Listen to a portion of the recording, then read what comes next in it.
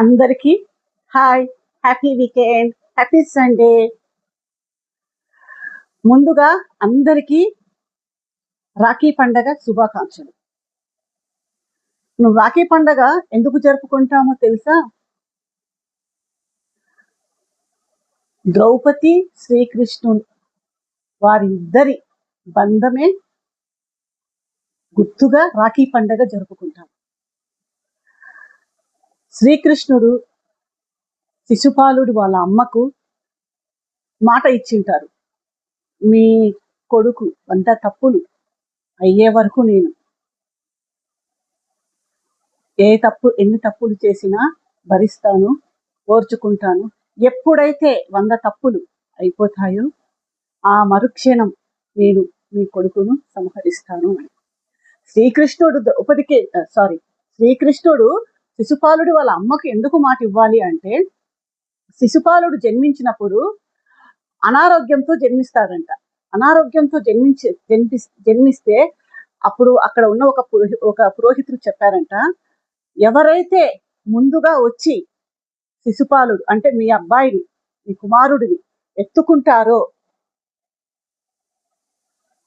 వారి చేతులతోనే మీ అబ్బాయికి అనారోగ్యం పోయి ఆరోగ్యవంతుడిగా తయారవుతాడు.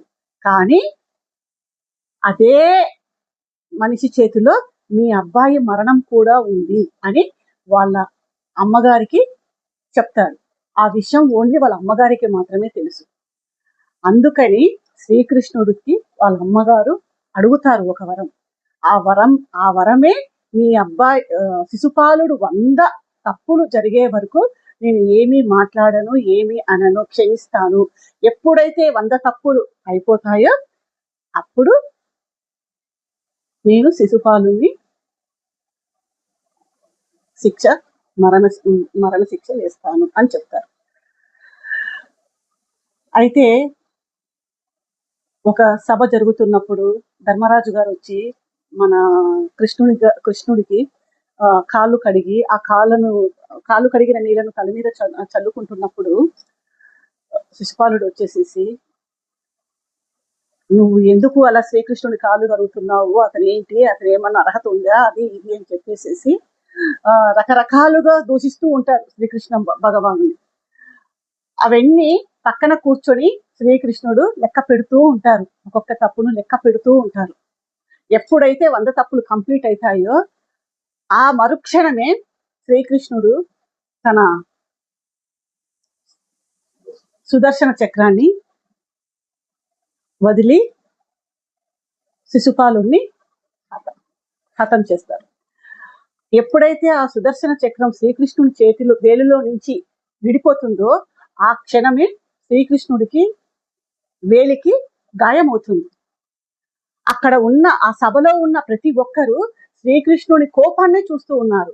కానీ ఒక్క ద్రౌపదీదేవి మాత్రము, అయ్యో కృష్ణుడికి దెబ్బ తగిలిందే, మనకు దెబ్బ తగిలిందే, రక్తం కారిపోతుందే అని చెప్పి తను కట్టుకున్న చీరను చించి శ్రీకృష్ణుడికి ఆ గాయానికి కట్టు కడుతుంది.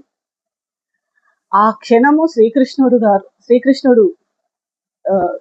చాలా సంతోషంతో, ప్రతి ఒక్కరూ నాలో ఉన్న కోపాన్ని చూశారు, కానీ నా చేతికి అయిన గాయాన్ని చూసి, నా బాధను చూసి అర్థం చేసుకునింది మన ద్రౌపదీదేవి అని చెప్పేసేసి ఆవిడని దగ్గరికి తీసుకొని, ఇది నువ్వు కట్టిన ఒక రక్షాబంధనం, నీకు ఎప్పుడైనా నీ జీవితంలో ఎలాంటి పరిస్థితులైనా నీకు కష్టం వస్తే ఆ కష్టం వచ్చినప్పుడు ఈ అన్నయ్యను ఒక్కసారి తలుచుకో, నేను నీ ముందర ఉండి నిన్ను కాపాడుతాను అని చెప్పి మాట ఇస్తాడు.